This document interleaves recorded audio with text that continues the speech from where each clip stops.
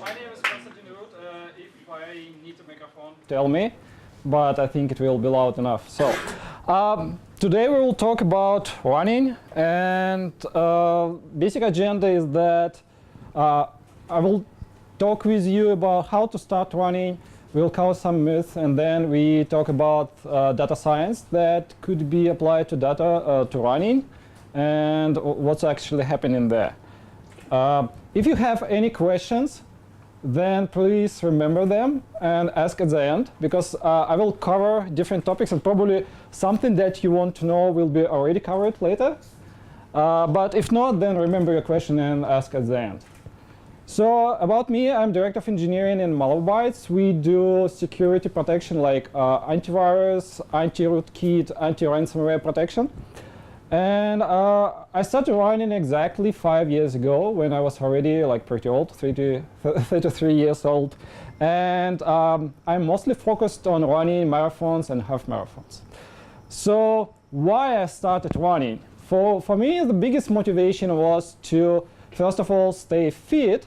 Second of all, this sport should work with my hectic schedule. And also on top of hectic schedule at the work, I also have 2 kids. So that's additional constraint. And I also wanted to do some kind of sport that will allow me to achieve results after a few years, if I put enough of effort. Not all sports allow you to do that already at my age. So I choose running. And in the last 5 years of the running, first 2 years I did all the coaching and training and preparations myself. So I read a lot of books, materials, and created my plans. I made a lot of mistakes, even got a couple of injuries. And then I found my coach, and I'm now with him for 3 years. And he's Ilya Nikolaev, maybe someone knows you. So at this point in time, I'm doing like very heavy training. So I train 5 or 6 times a week. In 5 years, I ran a little more than 11,000 kilometers and did more than 1,200 workouts. And at this moment, you could see my best results. I'm kind of happy with my 10K and 21K performance at this moment, but marathon is still kind of very tricky. It's very tricky distance. And during 5 years, I ran 9 official marathons and 12 official half marathons. So before we proceed forward, I want to make a small disclaimer. Don't read it. It's just that everything that I will present here is just for general information. Don't take it as advice for the action. Exactly. Consult with professionals, doctors. And also, I want to mention that I will be mentioning some companies in Tallinn and some brands. And just to make sure, I'm not affiliated with any of them. I'm just a happy user. I'm not making any money from mentioning them. So with that in mind, we could talk about how to start running. And during this presentation, I will be covering mostly so-called long-distance running. Is basically running between 5 and 42 kilometers. Why? Well, sprint running, 100 to 400 meters, is totally different beast. It's specific sport. If you didn't start doing it when you're in school, it's already too late. Your top performance will be in 20s if you do it for 15 years. So almost the same for middle distance. But long distance is very good sport, and top athletes still compete at age of 40, and even you start running when you are 40 years old, you could still get very good results. Above that, there's so-called ultra running. Ultra running is basically all distances longer than marathon, 42 kilometers. And it could go extreme to 200. And there's also some specific freaks that do endurance training. It could be something like how much kilometers you run during 24 hours. And for your information, the record is something like 320 kilometers. Some guys run non-stop. I think the world record is something like 3.5 days. Some guys run for a few days in desert, like this very famous run. And on top of that, you're running in desert. You also need to carry everything with you.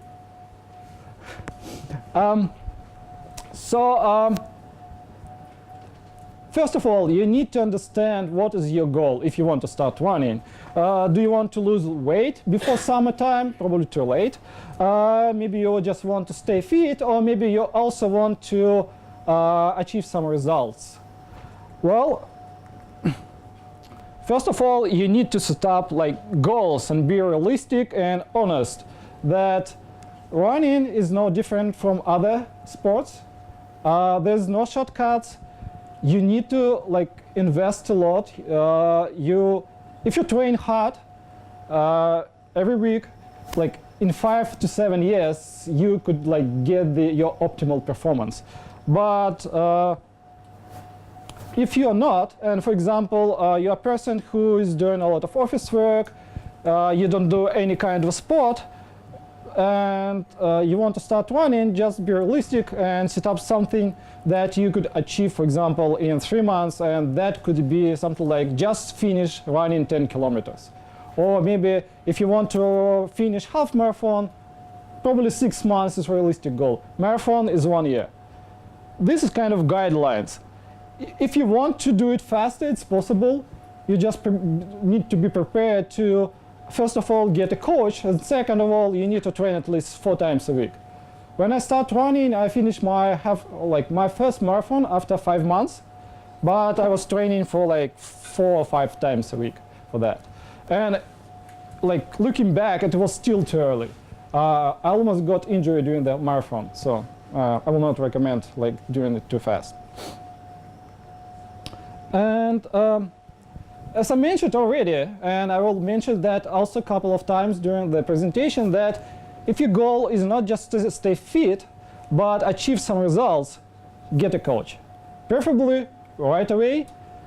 It will not only allow you to get your results faster, but probably it will save you from stupid mistakes, and it will save you a lot of time. So if I was doing it right now, even with all formations that I know, I will like get the coach right away. I will be probably in better shape now than I am. If you live in Tallinn, I could highly recommend Ilya Nikolaev. So here's his contacts, and he's not only a good coach, but he's active marathon runner. He's one of the best marathon runners in Estonia right now. Let's assume you selected your goal, but before you do anything, I highly recommend you to do 2 things related to your health. First of all, go to your doctor and do the check. Any training, any sport will like put additional load on you. And if you are not doing any sport and you will, for example, start running, maybe something could go wrong, and it's better to like do check right away. Second of all, you also want to do your blood test to make sure that like there's no deficiencies in like vitamins or minerals in your body, because like doing sport will only increase that deficit in your organism. And for Tallinn, I recommend going to DEVCLUB. They have specific blood tests made for sportsmen. Costs, if I'm not mistaken, like something like 36 euros. It's pretty good. They will give you also like explanation, and you're good to go. And if you will start doing like more intense training, like run higher mileage, then you need to account that like you lose some of those like vitamins and minerals during the sport. So you maybe will be required to take supplements like, I don't know, like magnesium, like vitamins B, C, D, something like that. And especially it will be important during like winter time. During winter time in Estonia, not only we don't get sun, we almost don't get any good fresh vegetables. That's like the major source of all like vitamins. So just be prepared to do that. So now you've done your like health check, everything okay. So next step, that for first few months you will be running mostly in specific time zone, and you need to understand your time zones, like heart rate time zones. And how to get that information? Well, there are like basically 3 ways. First way, you could Google some heart rate calculator on the internet, and it will usually ask you what is your age, what is your pulse when you are resting.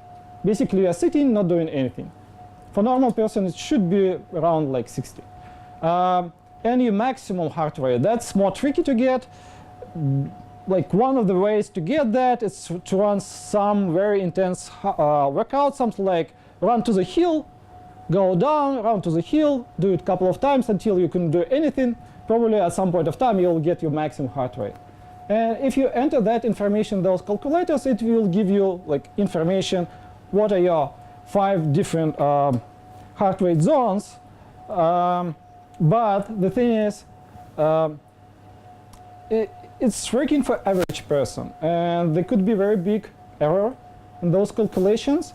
So if you want to have more precise information, there are 2 ways. One way, you could do so-called lactate testing. Basically, you're running on treadmill, where your running speed increased all the time. Doctor is monitoring your pulse, your vitals, will take blood every 3 minutes to understand level of lactate in your blood, and with that information in mind, they could estimate what's your like different heart rate time zones. This test takes about like 1.5 hours and costs you about like 100 euros. Another way, if you have coach could like ask you to do specific workouts, and if you have a watch and heart rate monitor, that information will be recorded, and he will look at that information and will provide you. So what heart rate zones exist? So the first one is recovery.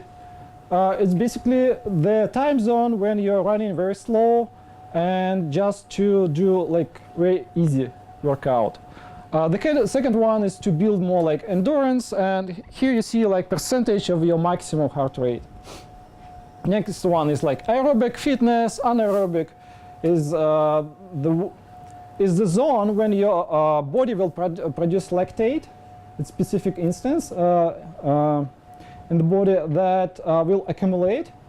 And then this peak performance, basically it's all out workout, something like, I don't know, like running 100 meters at your maximum.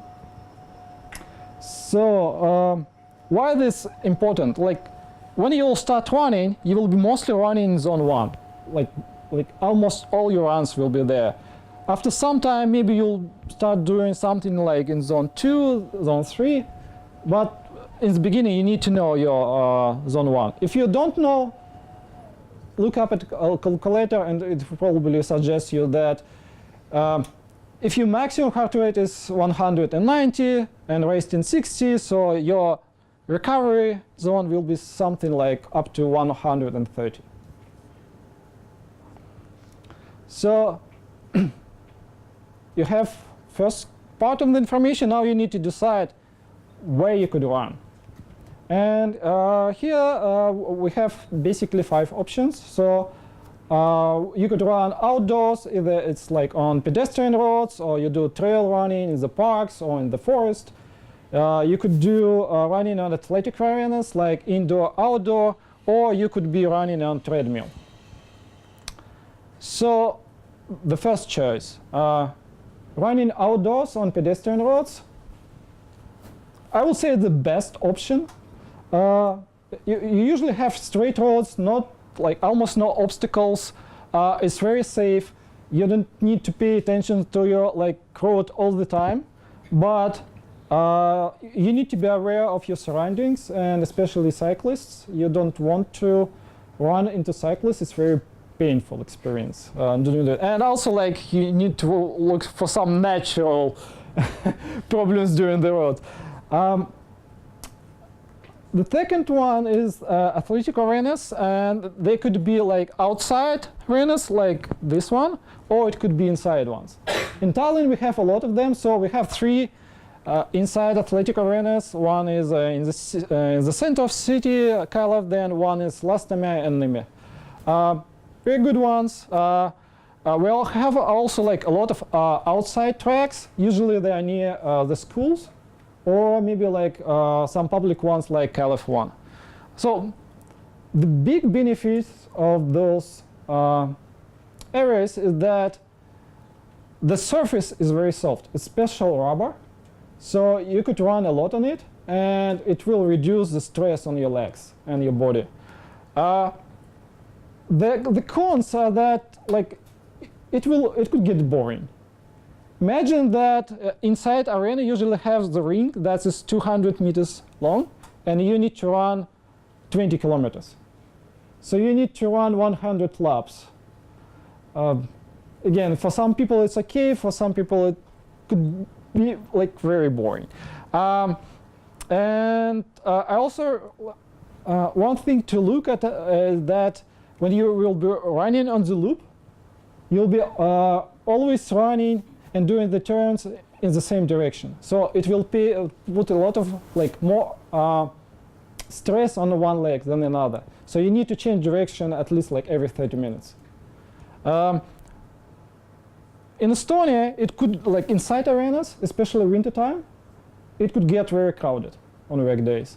After 2 p.m., a lot of young sportsmen there, it's not that bad, but after 4 or 5 p.m., a lot of people there. So it could get crowded. So if you could like go there in the morning, it's the best choice. It's usually empty. And also tip, if you're running on those tracks, never run on the inside first or second track, because this is usually reserved for fast runners. You will get some like very nasty looks and maybe comments if you'll be running very slow there, and you'll be messing up training for some like sportsmen. And if you go to, for example, Calif Arena, you could easily meet there some of our like best sportsmen there.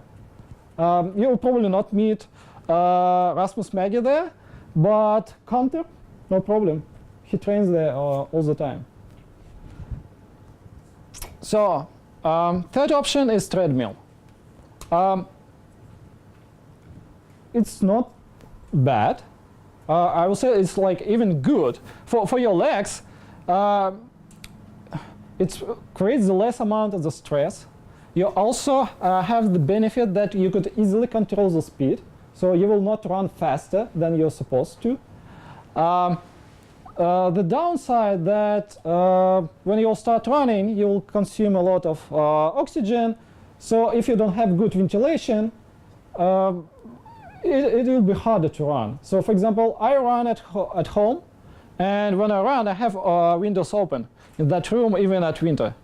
Not only get fresh air, but also to lower the temperature. So if you go to our usual gym, they will have treadmills, but ventilation sucks there. So it will be hot, and to run at the same speed, you'll be putting a lot more stress on your body than required. Also, one bad thing about all treadmills that they lie about the speed.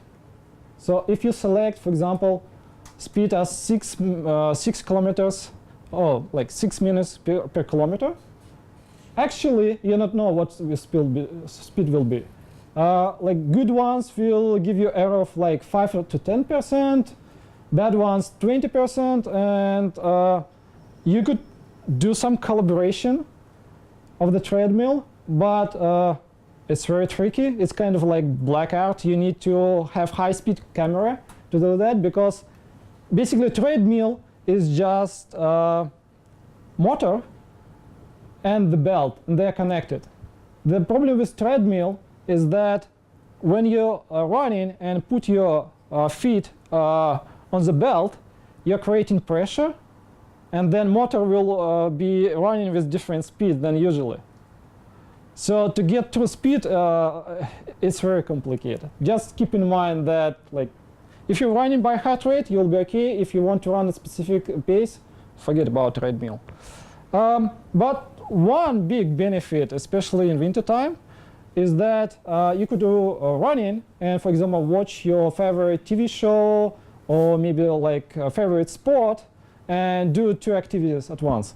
I usually do 3 activities at once when I'm running on treadmill at home. I run and listen for podcasts, and I usually watch in NHL or NBA. So 3 at once. Trail running, I will say, is the best option if you just want to do some sightseeing and relax your mind and just like disconnect from what is happening around you. But you need to be always aware about like your road, about obstacles, and you usually need to keep in mind that GPS will not work in forest or even some parks. So if you need to have your speed during the workout in the forest, you need to use a footpad. I will show later. So now you determined where you want to run. So now you need shoes. And before you select or buy any shoes for your running, you need to understand if your leg, when you're running, has like normal pronation or you're overpronate or underpronate. How to do it? Very easy. You get treadmill, you run barefoot there, and you just film how you run. And from there you could see how you land and what like movement your like leg does. From that you could understand that information. If you go to a good shop that sells running shoes, for example like Yoxo Expert, that's not far away from here, they already do that. So, but why that important? If you don't have normal pronation, you need to have additional support in the shoes from left side or other side. So if you go to, for example, to shoes manufacturer like Adidas and Nike, they will have specific shoes that help you with overpronation or underpronation. And then you need to select shoes. I will say that if you only started to run, you will need just basic shoes for beginners that have a lot of cushion. And of course, if you have overpronation, additional help with that. Two brands that I use the most are Adidas and Nike. In Nike, it's Pegasus series, that's for training, and in Adidas, it's Supernova series. And if you could afford, you could go to shops like Yoxo Expert, and those guys, they're like runners. So not only they know running, they know like they consult all like major Estonian athletes, and they could like help you select the right shoes, especially in the beginning. When you'll be more advanced running, you will know everything that you need to know. You don't need help anymore. But in the beginning, use Expert. Just don't go to the shop and buy shoes that you think are like looking nice, or it's written racing shoes. You don't need racing shoes. You need training shoes for the beginners. There's a lot of caution. And if you want to do trail running, find the shoes that have additional grip support, because when you'll be doing trail running, you need to have better contact with the surface. The racing shoes, you don't need them. You will know when you will need them, probably after 2 or 3 years only. And also keep in mind that all shoes have limited lifetime. Racing shoes usually 300 kilometers, training shoes between 500 and 1000 kilometers. The best training shoes could live up to 2000 kilometers.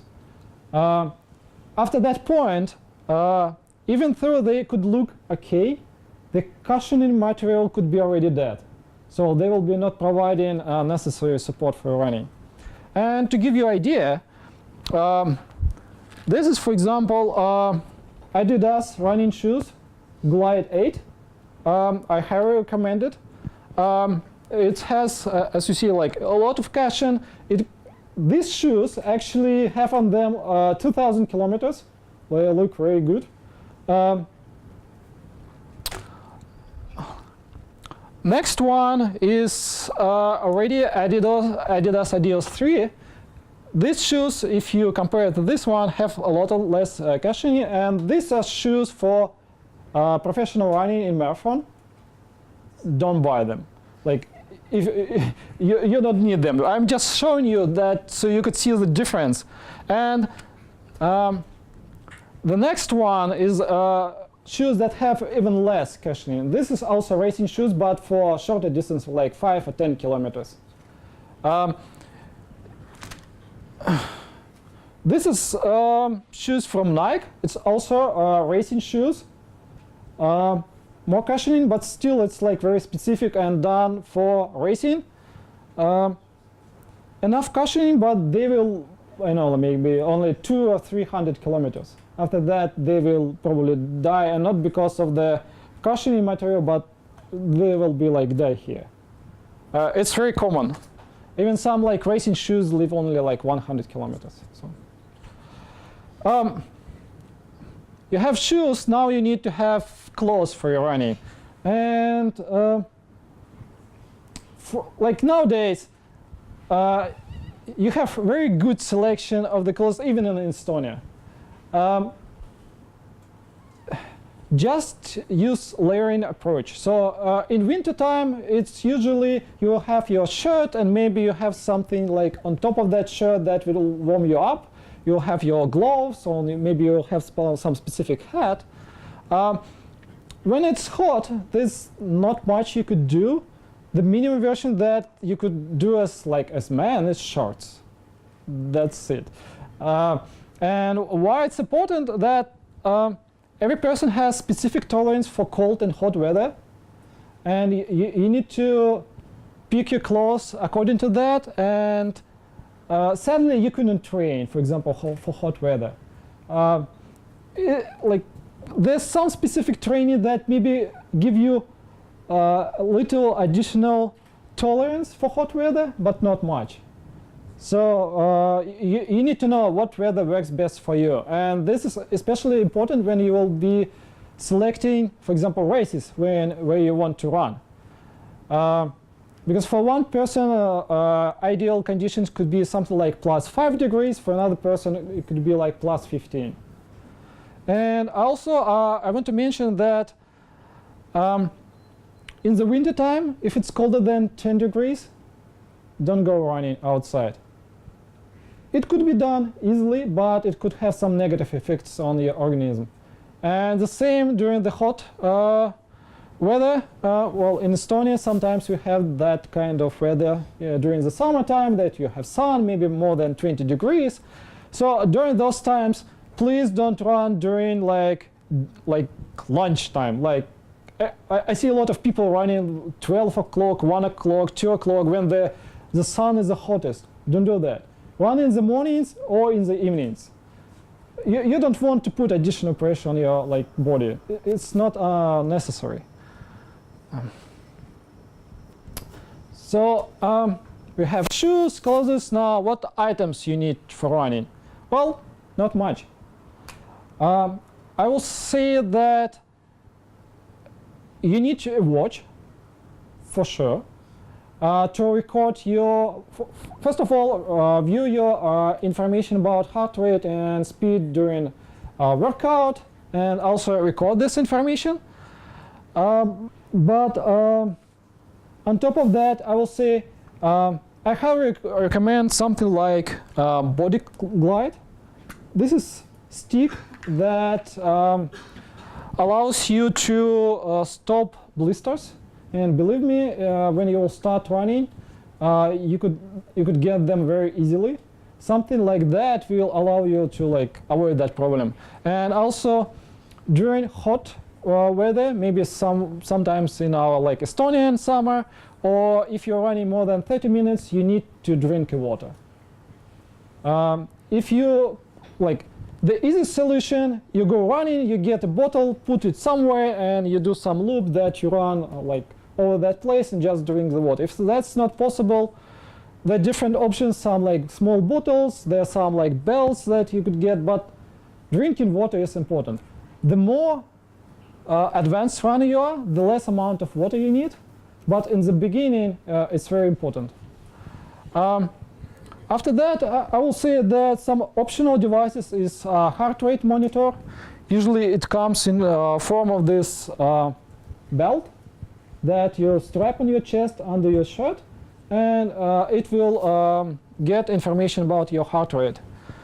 And maybe you will need a foot pod. Foot pod is this small device that you attach to your shoes. Why it's needed? Well, there are many cases when you're running and there's no GPS signal. For example, you're running on treadmill at home, at your home, or like gym, no signal. You're running in some athletics arena inside, no signal. If you do trail running or inside the city where there's like tall buildings, there will be no GPS signal. With that device, you will get your like speed information. Another important topic is music, and I'm strongly against the music during the running. And from my first-hand experience, when I started the running, I listened all the time for the music. But the problem with music is that music dictates specific rhythm. And in the beginning, especially in the beginning, you need to run for longer distances, but very slowly. Any music will like force you to run faster than it's required. So for that, I don't recommend listening to the music. Also, keep in mind that officially, like all music devices are prohibited in all races, but unofficially, nobody forces that. But it's very good to learn to run without any kind of music or distraction. Only exception that I could say is that when you'll be more advanced runner, there will be some workouts that will be very intense. For example, like some high-speed interval training and so on, and then you could listen to music that will like extra motivate you to run those. What I do personally is that I run with my old iPod Nano device, but I listen to podcasts.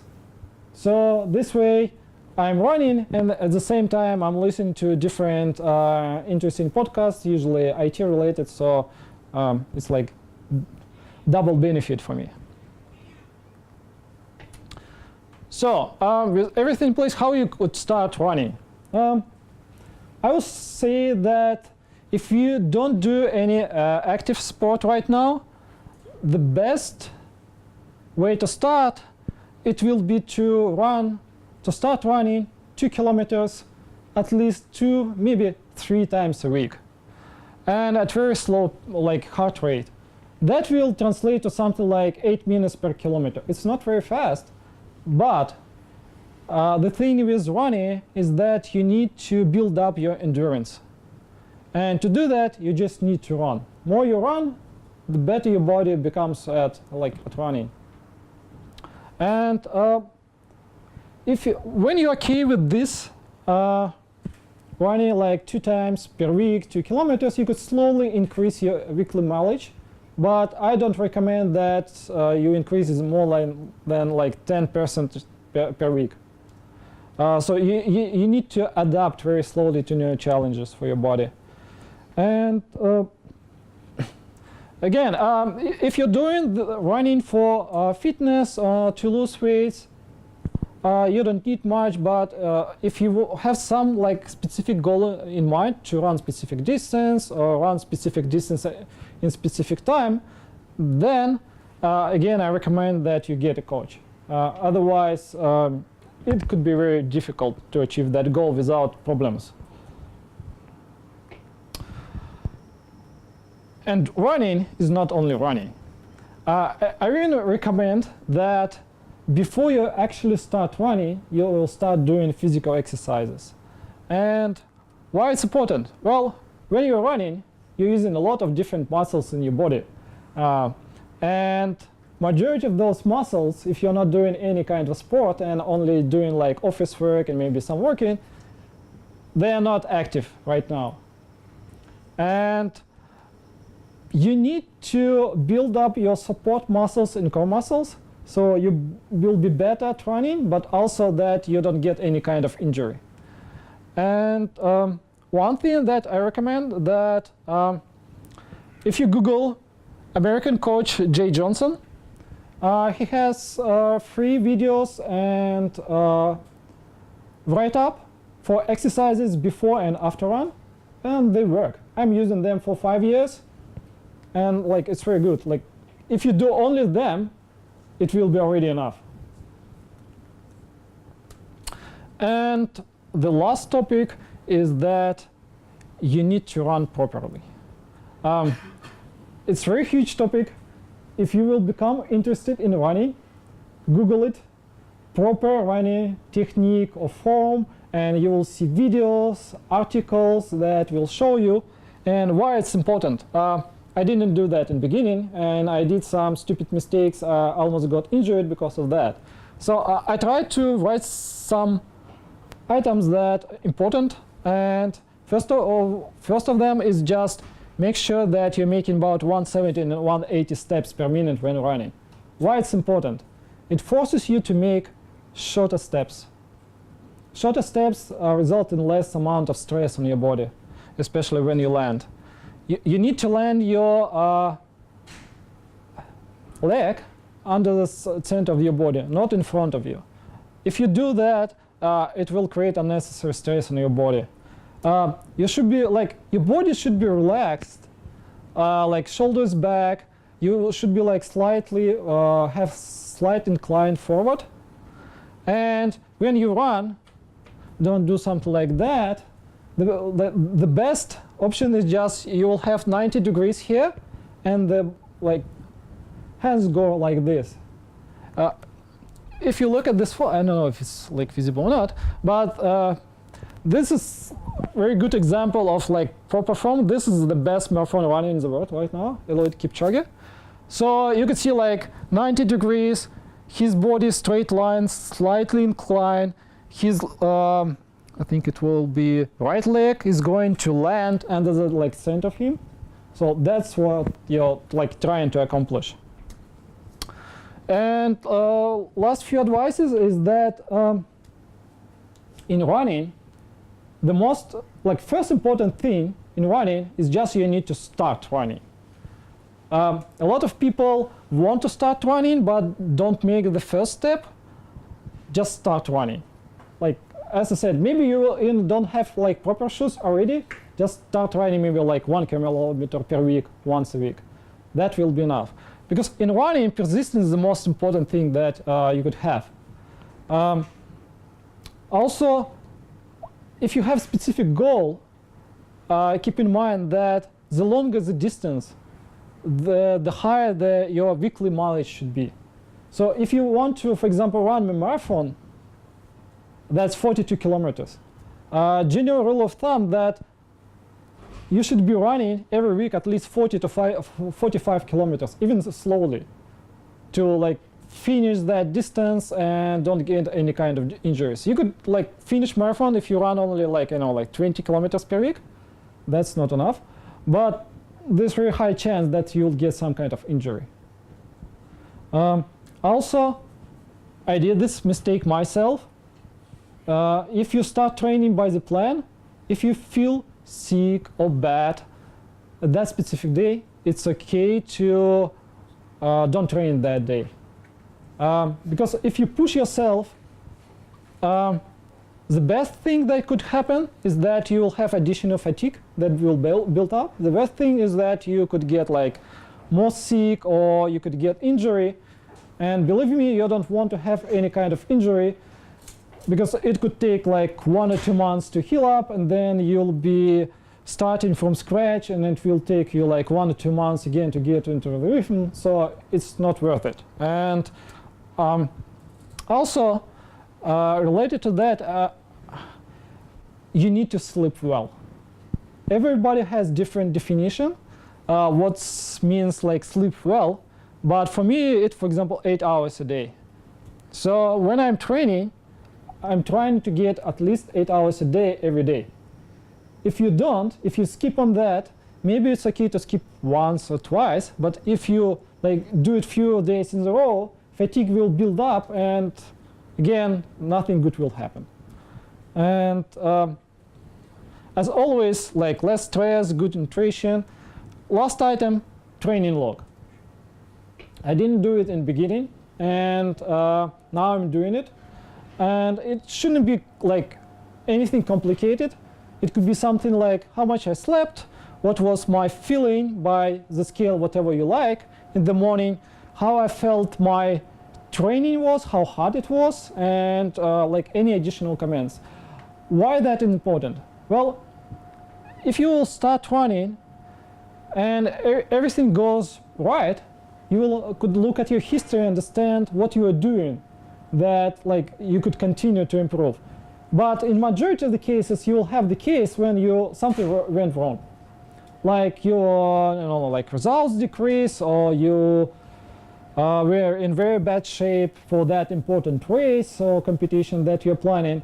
And if you look at your log, it will allow you to see what went not right, and you could correct that. So, sorry.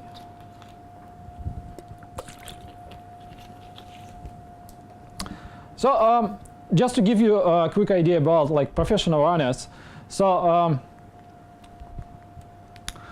that's why I said like the long distance running is totally different. So, on the left, you will see Usain Bolt is right now the best sprint runner in the world. He holds many records, and if you like look at his body, it's like very bulky. On the right, you see Eliud Kipchoge. He is the best marathon runner in the world. And the thing is, like the first is that you don't want to be neither one or two. First one, like Usain Bolt, he's already too slow at 1 kilometer. So like sprint runners, all their training, all their muscles are turned for running very short distances, something like 100, 200, 400, 800 maybe meters. So for example, a guy like Kipchoge will be already faster than Usain Bolt at 600 meters. The guys who do like professional marathon runner, you also don't want to look like them, because he's something like 1 meter and 67 centimeters. His weight is 57 kilograms. He has like almost no fat in the body. It's not very pleasant to watch, and I know some professional marathoners in Estonia, like it's basically bone skin and like not very. You want to be somewhere in the middle. And the way why they look like do, especially their muscles, in that in our body, in our muscles, we have two different fibers. So we have fast twitch fibers and slow twitch. So fast twitch, the fibers that allow your muscles to produce a lot of energy, but only for a short amount of time, like 60 seconds. So sprinters will have a lot of those muscles, and they train them specifically. Slow twitch muscles, they're responsible for endurance running. That's what like all endurance running is training them. And the composition of those muscles in your body is fixed when you're like burn. There's not much you could do. You could maybe there's some theory that you could convert some of slow muscles to fast, but generally everybody has their own already built-in composition that said that you're better at sprint running or endurance running. But that's only important during the school time. At school time, you could do this test, and then like your coach, you could say, hey, you have better future in sprints than endurance running. When you're already like 20s, 30s, 40s, sprint running, like there's no like health benefit there. You will not achieve any results. Like all young guys will beat you, so no way around that. With endurance running, if you invest enough time, you could be like you could show very good results, even when you're like 40 or 50. And just to give you idea how fast currently runners are in the world, here are like the records and the speeds, the average speed that's required to run that distance in that specific time. And so you could like understand how fast people right now are running. That current marathon runner distance is 42 kilometers, and the current record is little more than 2 hours and 2 minutes and 50 seconds. And to run that fast, you need to run every kilometer of marathon in 2 minutes and 55 seconds. If you ever run, you know it's fast. I will say that if you start running, maybe in 3 years you could run 1 kilometer at that speed. It's really insane speed. And before the presentation, I showed some videos that was running here. Maybe someone noticed. That was an event that happened 2 weeks ago in Italy. It was an event from Adidas that they prepared for 2 years. And they had the goal to beat a marathon run in 2 hours. So basically run under 2 hours. And they almost made it. It was 2 hours and 25 seconds. But it was insane. Like running those speeds, it's not only puts a lot of pressure on your body, but it's like mentally. Like when you're running at those speeds, you could be like, for example, if you're running marathon and it's even 2 hours for those guys, they could be like in the pain from the beginning. And it takes a lot of effort, especially if you will start running marathons, that you're running and your body like reaches their limits and it's saying, hey, let's stop, let's take a walk, and you need to push. And it's very hard. Like, for example, push for like 30 minutes or 60 minutes. You just need to like concentrate and push. I will say, like, from personal experience, it's very hard. Like, it's like mental preparation is also important for those kind of races. So quickly, couple of myths. Major one that we hear a lot, that running will damage your knees. Not true. Official research, like a couple of links to official research done in USA that like prove it's not a problem. The same that if you run on like pedestrian roads with asphalt, your knees and legs will be in trouble. Well, if you have right shoes, if you're running something like this and not this, when you're not professional and you have proper running technique that I described before, then like it will be okay. The same, like barefoot running. Few years ago, there was a lot of fuss about, like, maybe you saw this Vibram 5 fingers. These basically shoes without any cushion that kind of like socks. Or maybe some people doing barefoot running, basically you're running without anything. Like, don't do it, never. Like, if you're professional, you will get some benefits if you do like barefoot running, but like you already know how to run properly. You will need to run on something like grass for like 1-2 kilometers. If you will do this as amateur, you could like injure your legs seriously. And the problem was so big that in USA they have a big lawsuit against Vibram 5 fingers that it lost, and because it made the claims that they couldn't prove. So in general, just don't do it. Again, treadmill running is not the same as running outside. It works. I myself was forced to do treadmill running 2 years ago when I moved for some time to Latvia. And in Riga, they don't have any athletic arenas. So in the winter, I needed somewhere to run, and I bought myself treadmill. I ran for 5 months only a treadmill, and in the spring I went to a couple of races and I proved my personal records. This year I specifically ran on treadmill for 5 months during the winter time, and again in spring it was like very good results for me. So it works. Again, physical exercises, you could skip on them. But if you want to achieve some results, or if you want to have your like more balanced body, do them. And one bad advice that I see that sometimes people say that if you're running, you need to inhale through nose, exhale through your mouth. No. And the reason is very simple. Like inhale through mouth, if you could also mouth and nose, and exhale through our mouth. And the reason is that when your body runs, it needs a lot of oxygen. you get much more air if you use your mouth than your nose. And it's important. So we're running a little short on time, so I'm going to go a little faster. So data science in running. Basically, if you want to do any data science, you need to collect data, have some tools to analyze them, and understand what to do. So to get the data, first of all, you will need to have a watch. I'm currently using myself Garmin Fenix 3 watch.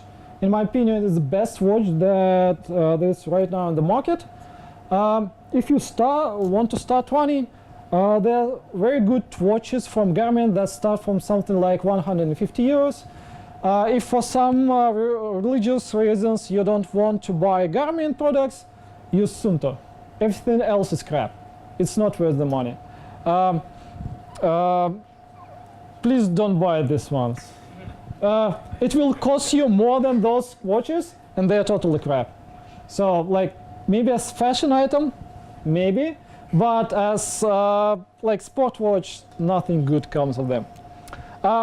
As I mentioned before, if you'll be running somewhere with no GPS signal, and you want to still understand your speed, you have two choices. One is Garmin Footpod. This is this small device that you attach to your foot, and it will it has some sensors, and it could understand when you're like landing your legs, when you're moving, and it could like estimate, but only estimate your pace. You could calibrate it, and it will be more precise.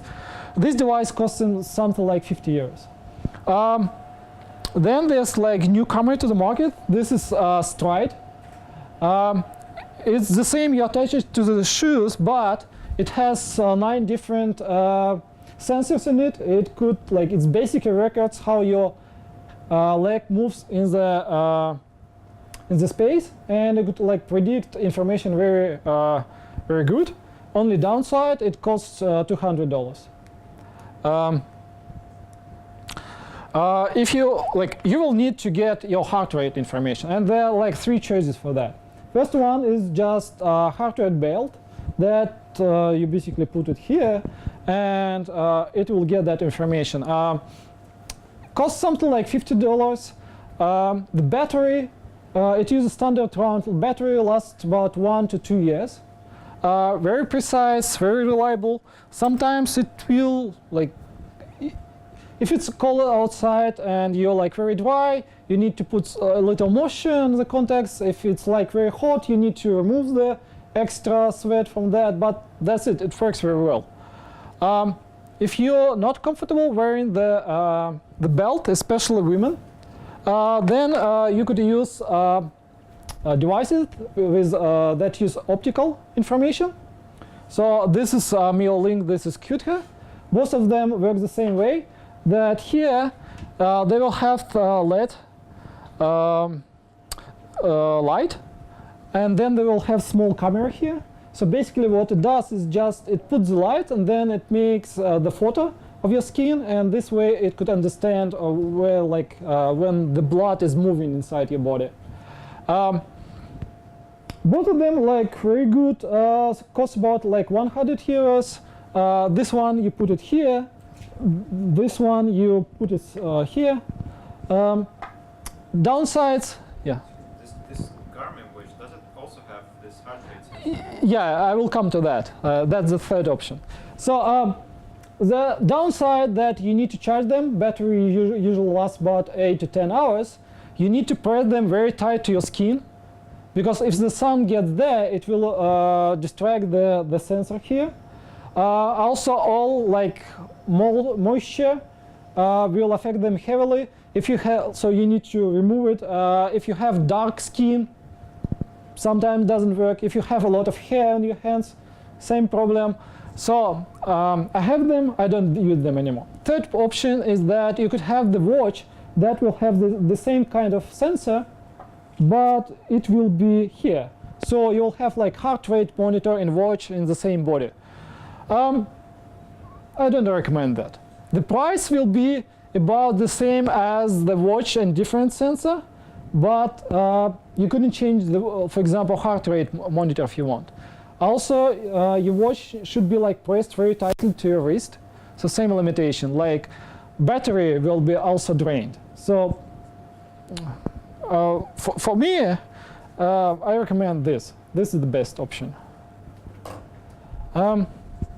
Also, this belt from Garmin, it not only measures your pulse, but it also measures different like data, how you move your body in the space. For example, as you're moving up and down, like some other like movements, and it will send that information to your watch, so it could be recorded and analyzed later.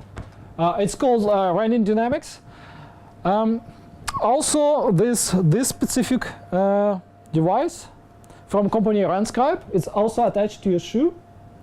And this device have 6 different sensors, and it's able to record information like, for example, how much pressure do you put on your leg when like you land your feet during the run.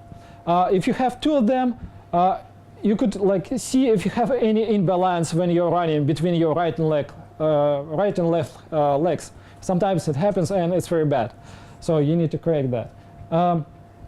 This device costs something around, like for 2 of them, like $250. In my opinion, it's not justified, but it's one of the devices that works, and actually like scientifically proved that works. And this device called Sculpt, looks like this. So this device, you like put it to a specific muscle, and it will measure how much fat you will have there, and what is your muscle quality. This is their like metrics. When you need it. For example, if you do some like exercises or you do training and you want to improve your like specific muscles, this device will allow you to record that information. For example, you'll do measurements every few weeks, and you will see if you're actually doing any progress or not. It's very precise. And the last device that I want to show is this Moxie device. So I forgot to mention that this device costs some like around like 100 euros. This device costs 1,000 euros. So what it does, it's near infrared spectrographer. So basically, it allows you to get information in real time from a specific muscle where you attach it, how much oxygen is delivered to that muscle, and how it's consumed in that muscle during the exercise. If you know what to do with that information, it's very good. If you don't know, you will probably not buy it anyway, because like if you're spending 1,000 euros on something, it's better that you understand why you need it. We collected data. Now what we need to do? We need to somehow analyze them. And the first option is Endomondo.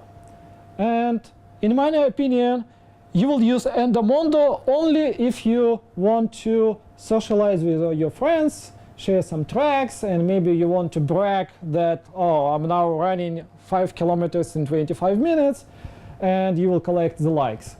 Like portal for analyzing information, Endomondo is not very good because free version is very limited. You could pay something like $30 and you'll get additional functionality, but why to do it if you have, for example, Garmin? So if you have Garmin watch, you'll get free access to this portal, Garmin Connect. It's free. It's more than you need for like first couple of years. It will have all information, graphs. You could do some analysis there. If that's not enough, you could use runalize.com. This is open source project from German team. They also provide free hosting. It provides a lot of different graphs, a lot of information, and it's free. I use this as my main portal for like training. But if you need to do something advanced, for example, you want to build some graphs or do some analysis, well, this open source project called the Golden Cheetah. It works for Mac, Windows, and Linux. And it allows you to analyze your data, write even programs in it to build some custom graphs. You could do everything here. Only problem that this is like plug and play. You just import your data, and it will build everything from with this one. You need to know how to analyze information. But I use it sometimes to do some like custom processing of my data to analyze. Sometimes you need to do some tracking of information during the live run, and more than your watch provides. Again, you could use golden cheetah, or you could use something like peripedal. And the last thing, you collected all information, you have the tool to analyze it. So what you want to analyze? Well, for heart rate, you may be interested to understand, first of all, how quickly your heart rate recovers after intense workout. This is very good indication of your like fitness level and if your heart working properly. Also, you could look at different heart rates during different loads, for example, different speeds. And that information you could use to estimate how fast you should be running, for example, during your race. You could also, this like heart rate variability information, basically it looks how stable is your heart working during the load, and it could allow you to detect if you have some problems with your heart. Only limitation that for heart rate you will need to use belt, not these devices, because they are not precise enough, and they will not provide right information. Only those kind of belts. Running mechanics, again, you want to monitor that you're making enough steps per minute, that your stride length, that vertical oscillation is basically how much you're moving up and down when you're running. The less you do. So if you're running, your head is kind of going straight in the line, it's the best option. The same is like how much time your leg is spending in contact with the surface. The less time you spend, the better, the faster you run. So you could also run, look at your series of runs as like sequence, and from it you could try to understand how much load you're putting in your body, and if you're like stressed enough or not. Again, I will have those slides online. They're different formulas and estimates to predict that information. Basically, they take duration, your pulse, and your speed to calculate this information, but you need to understand that this is just estimates. They will be wrong, but it's better than nothing. And the last one, that if you have this kind of device, it will allow you to understand when you're running, first of all, what is your current limitation? Is that you're not getting enough oxygen into your body, so then you need to work on your breathing and your lungs, or maybe you're getting enough of oxygen but your muscles are weak. This device will show you that information. Also, it will help you during the different workouts to understand what is your current limits and so on. But again, I said it's like very expensive device, and you will need it only if you're like very serious about running and you're already advanced runner. Otherwise, it will be waste more money for you.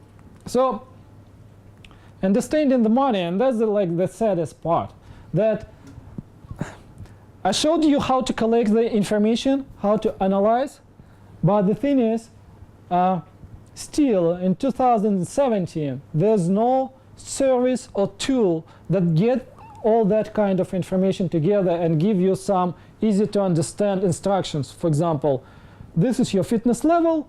To advance to the next step, you need to have this kind of runs. Or, for example, you have this problem right now. Still no such service or tool, and I don't think it's going to happen next like 2 or 3 years. And that means that if you collect all that information and you don't understand how to use that information, or you don't have coach who uses that information, then it's useless. You will be just collecting data that you have nothing to do. Exception, of course, is like your pace information, your pulse information, maybe like steps per minute.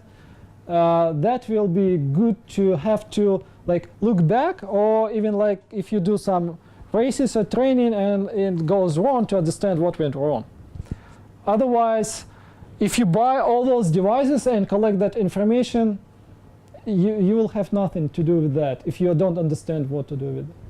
So I hope I didn't like scared you a lot. I just wanted to give you like general understanding of different elements and what could you use during the training. But if you want to start running, it's again very simple. Get good shoes and just start running slowly. Persistence will like wins, and even you don't have any specific goals in mind, like run specific distance. It will force you to do the sport exercise that's very cheap to do, very easy to do. Like running outside, you could do in any kind of weather, and it will benefit your health. And if you have any questions, then feel free to contact me, and I will happily answer your questions. Thank you.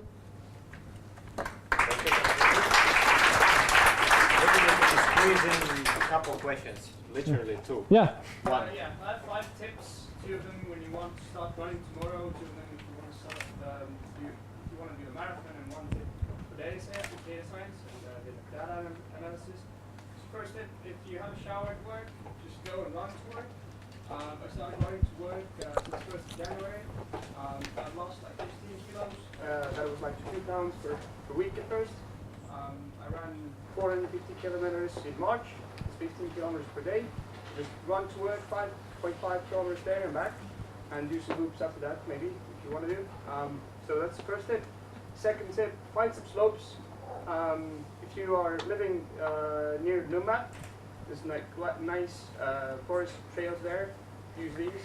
If you live near the city center, you can do ups and downs in Torpa, Snellebark, and these kind of places, these kind of areas.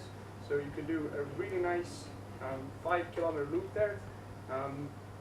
The third tip would be for marathons. If you want to do a marathon and you've done a couple before, you feel really good about them, then still be very still do training until the end of the racing day. There was one, I think it was a fourth marathon that I did when I trained for 3 months. Then I stopped training for a month and worked on my studies, and I ended up with a heartache for 2 consecutive months later. And it was just a classical case of trying to overdo things. Even though I've run full marathons before, I felt fit. It's still the case that I didn't do enough training a month before the race day. The second tip for marathon is there are pacemakers. You don't have to have watch even if you know between which pacemaker you are.